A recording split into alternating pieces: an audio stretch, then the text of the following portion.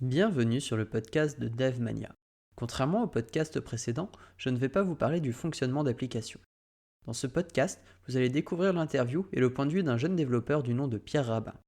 Il a eu affaire à des développeurs avec un grand ego et au syndrome de l'imposteur. Je vous laisse écouter son point de vue sur ces deux sujets. Pierre, peux-tu te présenter ? Bonjour, je m'appelle Pierre et je suis développeur depuis septembre 2019 puisque j'ai eu mon diplôme d'ingé en fin septembre. Et actuellement, donc, je suis dans la même entreprise que toi depuis, je sais plus, il me semble que c'est novembre. Oui, je crois que c'est ça. Et c'est mon premier emploi en tant que développeur. Mais avant ça, j'étais alternant dans une entreprise qui m'a donné beaucoup d'opportunités de développement différentes puisque j'ai pu toucher à tout. Et voilà. Pierre, toi qui es jeune développeur, comment t'es-tu ressenti face à quelqu'un qui a de l'expérience et un certain ego ? Ok. Déjà, mon premier contact avec des gens qui ont de l'ego, ça a été dans pas des conventions, mais des présentations, des meet-up. Des meet-up ? Puisque là, il y a quelqu'un qui va présenter quelque chose souvent de très technique, de très compliqué, à toute une assemblée. Et j'avais deux égos différents. Enfin, je sais pas si on peut dire deux égos différents, mais en tout cas, j'avais deux pontes techniques différents. J'avais celui qui était en face de moi, en train de présenter son sujet, où je comprenais rien. Et j'avais les gens dans le public qui, au moment où moi je comprenais rien, faisaient ah ouais d'accord ou rigolaient à des blagues que je ne comprenais absolument pas. Et donc là, on ressent l'ego des gens, notamment quand certaines personnes du public se permettent de faire des commentaires en plein milieu de la présentation qui sont à des moments inopportuns pour ceux qui ont du mal à suivre déjà. Quand la présentation est déjà compliquée et que quelqu'un balance une vanne en plein milieu d'un terme technique, c'est drôle pour ceux qui sont pas perdus. Mais pour tous ceux qui sont paumés, c'est juste plus difficile. Et c'est là où j'ai vraiment commencé à ressentir l'ego de certains développeurs, c'est là. Et notamment avec ces événements, il y a l'avant et l'après. Et pendant l'avant et l'après, on discute avec les gens. Et c'est là aussi où on se rend compte que certains, ils sont juste là pour étaler ce qu'ils ont fait dans la journée, des choses très complexes, ou qu'ils développent actuellement un Bitcoin-like dans le blockchain. Enfin, que des choses complexes. Et je pense que c'est ma première expérience au niveau de l'ego de certains développeurs. Ok, et du coup, tu as réussi à surmonter ça après ou ça a été compliqué ? Un peu des deux, dans le sens où ça a été compliqué parce que, étant donné que, comme beaucoup de Bretons, c'est dans la culture bretonne, j'ai pas une haute estime de moi, puisque c'est dans la culture, et du coup, ça a été compliqué face à ces personnes parce que la notion de syndrome de l'imposteur est vite apparue. Donc déjà, de base, je suis prédisposé à l'avoir. Mais en plus, face à des superstars, parce qu'on parle souvent de superstars du développement, là on a ce sentiment d'autant plus exacerbé. Mais c'était pas la première fois que je l'avais. Donc du coup, j'ai un peu adapté les solutions que j'avais eues auparavant tout au long de ma scolarité, parce que j'ai jamais été une tête. Enfin, j'ai été une tête au collège, et ça s'est vite arrêté après, donc j'ai eu un petit peu cet ego, puis cette chute douloureuse vers le fond de la classe. Mais du coup, j'ai adapté un petit peu ce truc-là où je me disais, il faut pas que je me laisse aller, parce que je me connais et je sais que si face à des personnes qui ont de l'ego, je me minimise, j'arrête, je give up, j'arrête tout et je rentre chez moi, je plie valise. Donc je savais qu'il fallait que j'ai un autre état d'esprit. Et donc comment j'ai fait pour passer ça? Deux choses. Déjà, il y a la relation avec les personnes qui ont de l'ego, et puis ce que je m'inflige à moi-même pour éviter d'avoir ce syndrome de l'imposteur. On parlera du syndrome de l'imposteur après. Ouais. Donc face aux personnes qui ont de l'ego, ce que je fais en général, c'est que j'essaye pas de montrer que je sais ou alors de cacher que je ne sais pas. Dès que je trouve une faille où je ne sais pas et où je peux couper un petit peu le discours de la personne, parce que souvent les personnes qui ont de l'ego aussi, elles font en sorte que tu sois perdu dans leur flux de parole. Et je le fais. Par exemple, ça peut être, j'ai tenté un bloc, je sais pas, un truc peut-être plus compliqué. Tiens, trouve-moi un truc compliqué, je vais essayer de te couper. Un truc compliqué. Un truc compliqué de dev, n'importe quoi. Souvent pour les débutants, la notion de pointeur en C et en C++. Si je te dis que c'est une case mémoire qu'on travaille un peu partout et on peut faire plein de choses sur une variable qui est dedans, ça te parle ou ça te... Eh là je vais te dire que en C++ j'en ai fait un petit peu, mais les pointeurs je comprenais rien, mais du coup ça m'intéresse en C comment c'est géré, parce que de ce que je connais du C, c'est plus basique, c'est plus machine, mais déjà je trouvais ça compliqué en C++, alors comment sont gérés les pointeurs en C? Et le principe de cette question, c'est déjà de montrer, faut toujours montrer, je pense, qu'on sait un peu quelque chose, parce que quand on part de zéro avec quelqu'un qui se prend déjà un peu de haut, eh ben, il va pas perdre ce sentiment de se prendre de haut par rapport à son interlocuteur. Mais il va se sentir plus grand Et encore. il va se sentir encore plus grand, et voire même parfois, il va même pas dédaigner répondre à la personne. Tandis que si on montre qu'on a un peu de connaissances, mais qu'on aimerait les approfondir, voilà, c'est cerise sur le gâteau. La personne en face va perdre beaucoup cet ego et va plus passer en mode prof. Si jamais elle était pertinente sur le sujet. Si jamais elle n'est pas pertinente sur le sujet, vous allez voir une personne qui va doucement s'en aller de votre discussion, puisqu'elle s'est sentie dans une zone d'inconfort énorme. Et donc au final, vous serez débarrassé de l'ego. Parce que soit il s'en va, soit il se transforme en prof. Et donc, ça permet vraiment de se débarrasser de l'ego dans les interactions sociales. Et c'est beaucoup plus sain pour évoluer dans un environnement de développeurs, notamment communautaire. Et du coup, comment tu repères les gens qui ont de l'ego finalement? C'est souvent dans des événements comme ça, dans le sens où parfois c'est le speaker, même si ça arrive assez rarement. Mais il est sinon, quand même là pour apprendre les choses, donc en général, je pense que c'est pour ça que ça. c'est ça, exactement. C'est plutôt dans le public où typiquement ceux qui interviennent en plein milieu pour dire n'importe quoi, pour balancer des vannes, ou alors ceux qui, franchement, c'est vraiment faire son intéressant quand il y a une ligne de code qui apparaît, les gens rigolent alors que c'est une ligne de code qui n'est pas du tout drôle. Là, vraiment, c'est juste pour dire ah, moi je connais, je sais que c'est une connerie. Bah non, désolé, mais c'est vraiment jamais drôle. Tout à l'heure, tu as parlé du syndrome de l'imposteur. Est-ce que tu pourrais donner une définition? Et en quoi ça Euh, consiste? Ouais, je pense. Le syndrome de l'imposteur, ça consiste à ne pas estimer être légitime au poste auquel on est actuellement. Par exemple, on peut très bien être lead développeur et se dire qu'on a fait que 1 an de développement et qu'on n'est pas du tout légitime pour ce poste. Alors que d'après, en général, les employeurs, les managers, etc., on a les compétences pour. Mais au vu des comparaisons qu'on peut faire avec les superstars ou avec d'autres gens qui ont le syndrome de l'imposteur et qui donc ont à peu près le même niveau que nous, mais qui s'estiment en dessous, notre vision est complètement biaisée. Puisque d'un côté, on voit des gens qui se voient plus haut que ce qu'ils ne sont, et de l'autre côté, on voit des gens qui se voient plus bas que ce qu'ils ne sont. Donc, là, le syndrome de l'imposteur, il arrive assez facilement, dans le sens où si on est un peu pragmatique, on se dit zut, je suis pas du tout légitime pour le poste auquel je suis. Tu parlais des lead développeurs. Sachez que quand on est lead développeur, en général, c'est qu'on est seul sur le projet et donc on est forcément lead développeur. Ça peut être qu'un titre finalement. Et du coup, la dernière question, en quoi le syndrome de l'imposteur et l'influence de l'ego des autres n'ont finalement aucun sens pour toi? Eh bien, pour moi, ça n'a aucun sens parce que le fait d'être. Déjà, je vais commencer par l'ego. Le fait d'avoir un ego comme ça et de le montrer aux gens, en fait, il faut imaginer que chaque personne a une sorte de graphique avec plein de. Comment ça s'appelle les cylindres, c'est ça? Graphique Euh, en rectangle. le- Ouais, graphique Ouais, rectangle. ouais, vas-y. Chacun a des compétences suivant un graphique rectangle. Et en fait, le label qui est en axe des X, c'est un peu un domaine d'activité. Ça peut être le bricolage, le développement informatique, la lecture, l'écriture, la cuisine, plein de choses. Et il se trouve que il y a quelqu'un qui a de l'ego, il va faire en sorte, avec son interlocuteur du moins, d'effacer toutes les autres colonnes et de faire en sorte que le prisme de visualisation de l'interlocuteur se focalise sur la colonne sur laquelle lui-même est super performant, ou du moins montre qu'il est super performant. Et c'est comme ça qu'on a le syndrome de l'imposteur. Parce que il y a des gens en face de nous qui vont nous montrer que l'informatique c'est un cône, c'est une seule colonne. Et cette colonne-là, eux, ils sont très performants dedans. Et comparé à nous, nous on est tout pourri là-dedans. Mais en fait, c'est pas ça l'informatique. C'est un ensemble de plein de choses comme ça. Et c'est pour ça aussi qu'on peut déstabiliser assez facilement quelqu'un qui a de l'ego en partant sur des axes différents, en le contournant. Parce que dès qu'on va commencer à rajouter dans la conversation d'autres axes, on va se rendre compte que cette personne-là a souvent moins de compétences dans ces autres colonnes parce que c'est tout con. Euh, on a tous le même temps de vie, c'est-à-dire qu'à 20 ans, on a tous vécu le même temps. Si on est très bon dans un domaine, c'est qu'on a passé beaucoup de temps, et donc forcément, on ne peut pas être bon partout. Tandis que si on est quelqu'un qui a moins de compétences dans un domaine, vu qu'on a le même temps, on a forcément passé du temps dans d'autres domaines. Et donc, on pourrait estimer que l'air sous la courbe de chaque colonne, au final, est égal pour toutes les personnes, à peu près, au vu des dernières études sur les bits intelligence, il me semble. Il y en a 8, ouais. Il y en a 8. Que cette R sur la courbe est la même pour chaque personne. Donc si quelqu'un est très performant dans un domaine, il ne peut pas avoir des courbes très importantes partout. Et donc c'est comme ça. En général, on a un ou deux domaines de base qui est assez grand, et ensuite les autres, il faut les travailler. C'est ça.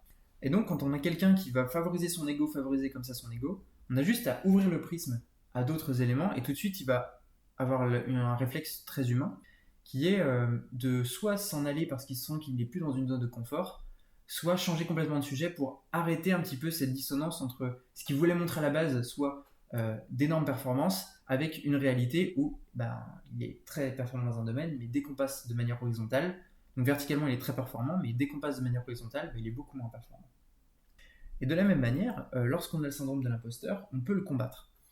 Puisque le principe est justement d'essayer de se rendre compte un petit peu de soit nos autres domaines de verticalité, donc peut-être d'autres domaines dans lesquels on est très performant, ou de se rendre compte de son horizontalité, puisque c'est aussi quelque part être performant que de toucher un petit peu à tout. Et donc ouvrir un petit peu son prisme comme ça régulièrement en se disant non, je suis pas, faut que je prenne en compte d'autres choses. Dans la vie, il y a aussi la cuisine, il y a le bricolage, il y a le fait, même si on reste que dans le développement informatique, on peut être très mauvais pour apprendre un nouveau langage, mais très performant en algorithmie. Et du coup, il faut essayer de se dire non, il y a ce domaine-là où je suis bon, ce domaine-là où je suis pas trop mal, et vraiment se forcer à voir plus loin, à voir plus large. Et en faisant ça, on va se rendre compte qu'en fait, déjà, si on compare à quelqu'un qui a de l'ego, on n'est pas trop mal. On a quand même des notions de challenge. Et quand on voit, si on voit le prisme uniquement qu'on veut améliorer, ça va être plus facile parce qu'on va se rendre compte que finalement, la tâche n'est pas si ardue, puisque l'objectif est juste de grimper dans cette compétence, pas forcément d'atteindre l'ego d'une personne qui, de 1, au vu de son comportement, est surdimensionné par rapport à la réalité, mais même si souvent ils ont quand même une réalité qui est assez proche de haute performance, mais que ces hautes performances ne sont pas un objectif à atteindre, mais l'objectif est vraiment de progresser. Et c'est comme ça qu'on peut vraiment combattre ce syndrome de l'imposteur en se disant, non, je ne vais pas me dire pourquoi est-ce que je suis là, mais plutôt parce que je suis là, je vais bosser dans tel domaine. Je vais vraiment le bosser, mais au cas par cas, en utilisant aussi mes autres compétences. Parce que c'est beaucoup plus facile d'augmenter en verticalité quand on a déjà de l'horizontalité, puisqu'on peut mettre en lien beaucoup plus de compétences différentes. Quelqu'un qui est vertical va avoir du mal à augmenter une autre verticalité qui n'a pas vraiment de rapport avec ses verticalités dominantes. Donc voilà, je pense que c'est vraiment comme ça qu'on peut combattre ce syndrome de l'imposteur et qu'on peut se rendre compte aussi des personnes qui ont de l'ego. Et le fait de rajouter ces deux éléments à son comportement professionnel, soit le fait de ne pas se dévaloriser et ouvrir son prisme de manière interne, donc de façon à ne pas se voir plus petit qu'on ne l'est, et aussi le fait de combattre un petit peu l'ego des gros développeurs, l'ego des superstars, en les forçant à ouvrir le prisme pour qu'ils arrêtent d'avoir ce comportement, ça va aider au niveau communautaire le développement et les développeurs. Et je pense que c'est vraiment ça qu'il faut retenir, c'est que ces deux éléments sont très importants pour arrêter un petit peu ces cas de superstars et avoir vraiment des groupes de développeurs qui s'entraident et qui sont plutôt là pour vraiment s'apprendre des choses les uns les autres. Et c'est pour ça aussi que je vous invite à aller faire des meet-up, parce que des personnes comme ça, vous en verrez, mais c'est aussi très enrichissant de faire des meet-up. Et c'est ce qui est le plus important, je pense, pour un développeur. Oui, apprendre, c'est la base du métier de développeur, c'est vrai. Et du coup, pourquoi il y a des superstars finalement dans le développement? Qu'est-ce qui pour toi fait qu'il y ait des superstars et qu'il y ait des gens qui ont un ego surdimensionné? Qu'est-ce qui leur donne la légitimité de faire ça finalement? Le problème de l'informatique, c'est un domaine de passionnés. Ouais, je suis d'accord avec toi. Et c'est un problème. Pourquoi est-ce que c'est un problème? Parce que quand on est passionné, on est capable de faire abstraction de beaucoup de choses pour pratiquer son domaine. Et quand on fait abstraction de beaucoup de choses pour pratiquer son domaine, on a du temps. Quand on a du temps, on fait de grandes choses. Et quand on fait de grandes choses, surtout en informatique, on peut le montrer. Et on le montre. Et c'est ça qui crée les superstars. Quand on voit qu'un informaticien est capable de créer une entreprise qui se vend des millions après de dollars en tout seul, je prends par exemple l'exemple de Mojang, il n'était pas tout seul Notch, mais c'est juste un dev. Il a commencé tout seul et après il a construit une équipe autour. Il a construit l'équipe, mais elle arrivait tôt quand même, l'équipe. Il a commencé tout seul, mais il a construit une équipe assez tôt. Ce mec-là, il a vendu, je ne sais plus comment c'était, mais c'était 1 milliard. Je crois que c'était 3 milliards, bon, voilà. C'est ça qui fait les superstars. Renseignez-vous, mais c'est pas le plus important à retenir. On s'en fiche des chiffres. Mais c'est ça qui fait les superstars. C'est que quand on mène là la passion, on a du temps, et le temps fait qu'on est capable de faire de grandes choses. En informatique, ces grandes choses se voient. C'est pas comme un commercial. Pas forcément, ça se voit. Enfin, je trouve pas que ça se voit forcément, parce que regarde, toi et moi, si on va faire des grandes choses, ça va pas forcément se voir parce qu'on va pas forcément le diffuser. Pourtant, on aura quand même fait une grosse chose. Donc, je pense que ça dépend vraiment de la psychologie de la personne qui est derrière. Et aussi du fait, si on est déjà un petit peu connu, c'est plus facile de faire connaître les choses quand on a déjà des gens qui nous connaissent finalement. Oui, c'est sûr. C'est sûr, c'est sûr. Mais si jamais nous, on fait de grandes choses, dans notre entreprise, on sera sûrement des superstars. Peut-être pas à l'international, mais dans notre entreprise, on le sera. Donc au final, on réduit juste l'échelle, mais le syndrome est tout de même là. Qu'on le veuille ou non d'ailleurs, parfois on est superstar juste parce qu'on a fait un truc que personne ne comprend. Et on est très humble, mais les gens nous prennent pour une superstar parce que personne ne comprend ce qu'on a fait. Et ça arrive régulièrement. Ouais. Ou alors qu'il n'y a pas de doc. Ou qu'il n'y a pas de doc. Mais des fois, il y a même s'il y a de la doc, quand tu as de l'algorithme très complexe, souvent les jeunes développeurs qui arrivent, ils sont il est trop fort, je comprends rien à ce qu'il fait. Alors que il n'est pas plus fort, il a plus de temps, c'est différent. Et ce qui est très très marrant, c'est que moi, pourtant, ça fait 4 ans que je développe. Enfin, 4 ans que je suis dans le métier de développeur. 4 ans et demi même. Et en fait, des fois, je lis un bout de code et je fais, en fait, j'ai rien compris. Il faut que je relise. Il y a de plus en plus de développeurs qui vont vers des raccourcis et qui vont écrire leur truc, mais qui vont pas faire attention à la syntaxe. Et pourtant, quand on développe en équipe, c'est quand même important. Et des fois, je me demande si c'est pas une forme d'ego pour dire aux autres, t'as vu, je sais bien coder. Alors que bah non, tu sais pas bien coder. Moi, je te comprends pas. T'as pas fait un truc simple, je te comprends pas. Et ben, c'est exactement le cas. Je suis totalement d'accord avec toi. Et figure-toi que ça m'est arrivé dans mon ancienne boîte, puisque il n'y avait que des juniors. Et je m'étais mis à faire Alors, quand tu mets un point d'interrogation avec des 2 points, ça s'appelle dans une condition un if où tu mets. C'est un. Enfin, j'ai pas le nom exact, mais c'est un inline if. Enfin, c'est ça. C'est une condition inline ou quelque chose comme ça. Euh, Mais je vois de ce dont tu parles. C'est surtout en JavaScript d'ailleurs. Ouais, c'est ça. Et du coup, il se trouve que. PHP aussi. PHP aussi. Je sais pas, j'y connais rien en PHP. Il se trouve que j'avais commencé à faire ça et certains développeurs comprenaient pas. Et justement, pour ne pas que. J'ai senti, je vais pas mentir, hein, j'ai facilement de l'ego. Enfin, j'ai facilement de l'ego. Ça peut m'arriver, mais je me rends compte assez rapidement.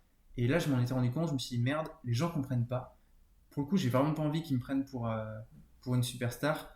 Du coup, j'ai fait un cours. J'ai pris tous les devs, j'ai fait ok, les gars, j'ai fait ça pour telle raison, pour ça, parce que c'est mieux pour ça. Regardez si vous l'utilisez dans telle condition. Et j'ai fait énormément d'accompagnement derrière. Pourquoi? Parce que du coup, ça m'a permis de diffuser la connaissance très vite, très fort, et atténuer ce syndrome de superstar. Parce que quand tout le monde sait faire quelque chose, t'es plus une superstar. Et le principe, ça a été ça. Et pareil, faire une doc très précise, ça évite ce syndrome de la superstar. Il y a autre chose aussi, c'est le fait de vulgariser. Les personnes qui ont beaucoup d'ego vont pas vulgariser. Et c'est une chose sur laquelle moi j'ai beaucoup de mal, parce que j'ai tendance à beaucoup vulgariser. Et des fois, je connais même pas les termes techniques, parce que je trouve que c'est trop compliqué, et je préfère vulgariser la chose et utiliser des termes simples pour des choses compliquées finalement. Mais il y avait quelqu'un qui avait balancé ça comme quoi quelque chose de bien fait est forcément simple à expliquer. C'est une citation de je ne sais plus qui. Je sais pas du tout là. À regarder. Regardez sur internet. Exactement. C'est aussi ça le métier de développeur, chercher des infos. Une dernière question. Est-ce que tu as prévu ou plusieurs peut-être, je vais voir en fonction de si j'en ai d'autres qui arrivent. Est-ce qu'il y a un langage que tu as envie d'apprendre prochainement? Ouais, carrément. Là, j'ai le Svelte qui me titille les narines très très fort. Parce que je le trouve très innovant et il donne beaucoup de liberté. Je suis pas super fan des choses préfaites où on fait un truc super banal. Je préfère toucher un petit peu à tout, quitte à ce que ce soit plus long. J'aime bien faire à ma sauce plutôt que de suivre des templates prédéfinis. Du coup, Svelte m'intéresse beaucoup parce qu'il laisse quand même pas mal de liberté. Et c'est une ouverture à un autre mode de fonctionnement aussi. Je vous intéresse vraiment à regarder, ça peut être intéressant. Le fait qu'on ait le CSS, le JavaScript et le HTML dans le même fichier, ça demande de réfléchir autrement que ce qu'on connaît déjà. Et ce n'est pas un framework, c'est un compilateur. Incroyable. C'est la question, est-ce que c'est un framework ou un compilateur? Officiellement, la doc dit ce n'est pas un framework, c'est un compilateur. Ok, du coup, est-ce que c'est un langage? Bonne question. Celle-là, par contre, est plus compliquée. Non, il y a Svelte qui m'intéresse, et puis après, là, c'est pour un projet de site web bac à sable. Et pour le front, donc, ce sera du Svelte. En bibliothèque externe, ce sera du SCSS parce que Svelte est compatible avec CSS. Et là, je sais pas trop. J'hésite entre Material Design, où j'aime beaucoup l'aspect, ou alors Bulma. Bulma que je trouve aussi très mignon. Donc, je ne sais pas encore. Même si je suis ouvert à d'autres propositions de bibliothèque CSS, mais j'en ai pas trop en tête J'ai regardé quelques-unes, mais elles me plaisent pas tant que ça. Mais j'aime pas Bootstrap, s'il vous plaît, pas Bootstrap. Euh, et en back, bah, soit je pars sur du PHP, quelque chose que je maîtrise un petit peu, ou alors je me tente à autre chose de différent. Et dans ce qui m'intéresse en différent, il y a le Go, mais peut-être un peu too much d'apprendre trop de choses en même temps. Du coup, je ne sais pas, peut-être du Node. Là, je suis un peu dans l'expectative là-dessus, on verra. On verra peut-être en fonction des rencontres justement que je vais pouvoir faire, de ce qu'on va pouvoir me raconter, on verra. Et du coup, une dernière question quand même. Tu te vois où dans 5-10 ans? Sur mon canapé, avec mon chat. Non, dans 5-10 ans. Alors c'est très marrant qu'il me pose cette question parce que on m'a déjà fait la réflexion que je me projetais très vite, très fort. Mais pour moi, dans 5-10 ans, c'est très précis. En fait, dans 5-10 ans, j'ai créé ma boîte je ne dirai pas le nom parce qu'on va me voler l'idée, sur Brest, euh, avec donc une idée qui est originale et innovante, que j'ai déjà faite. Donc j'aurai déjà ma boîte de créer avec un système alter-capitaliste, puisque j'aimerais prouver que c'est possible en France de faire une boîte non capitaliste. Dans d'autres pays, ça se fait très bien, et en France, on a un système qui fait en sorte qu'on est un peu obligé d'être capitaliste, et c'est chiant. Donc j'aimerais prouver qu'on peut le faire sans, et Brest est une bonne ville pour ça. Et puis, donc ça c'est plutôt 5 ans, 10 ans. Alors soit dans 10 ans, j'ai eu le courage de me lancer dans mon rêve de créer une boîte un peu à la Ankama, d'édition, donc de jeux vidéo, de bandes dessinées, de jeux de société, de romans, de mangas, de tout ça. Soit j'ai eu le courage de me lancer là-dedans, parce que c'est mon rêve de pouvoir faire un truc comme ça. Soit j'ai pas eu le courage et je suis papa et je suis donc homme au foyer en train d'écrire des romans et d'écrire des livres à mort tout le temps, d'écrire des histoires, de créer des jeux de société, de n'en rien à foutre de ce que ça peut me rapporter, de faire mon potager, de voilà. Ça c'est plutôt aux alentours de 10 ans. 5 ans, il y a peu de chances que ça arrive. Eh bien, merci Pierre. Pas de problème. Merci d'avoir écouté jusqu'à la fin. Si je dois résumer, ce qu'il faut vraiment retenir est que si vous avez affaire à une personne avec un grand ego, il faut essayer de le faire sortir de sa zone de confort. Soit en lui posant des questions, soit en essayant de changer le sujet. Si vous êtes dans le cas du syndrome de l'imposteur, il faut que vous cherchiez la raison de cela. Est-ce le manque de compétences ou votre vision des choses qui n'est pas raccord avec votre poste? Et en fonction de votre réponse, vous pourrez soit apprendre ce qui vous manque, soit trouver un autre poste qui vous correspond plus. Comme d'habitude, j'aimerais vous demander une dernière chose avant de vous quitter. J'ai créé un sondage afin de connaître un peu plus vos attentes sur le podcast. Vous pouvez le retrouver et le remplir sur dev-mania.fr/avis. Je voulais aussi vous remercier car c'est grâce à vos écoutes que ce podcast se fait connaître et surtout c'est grâce à vous que je continue de le faire. Et pour finir cet épisode, vous pouvez retrouver l'intégralité de mes podcasts sur iTunes, YouTube, Spotify et mon site dev-mania.fr. N'hésitez pas à vous abonner ou à donner votre appréciation, surtout si ce que je fais vous plaît, cela aidera vraiment à faire connaître ce podcast. Merci et à bientôt dans un autre podcast.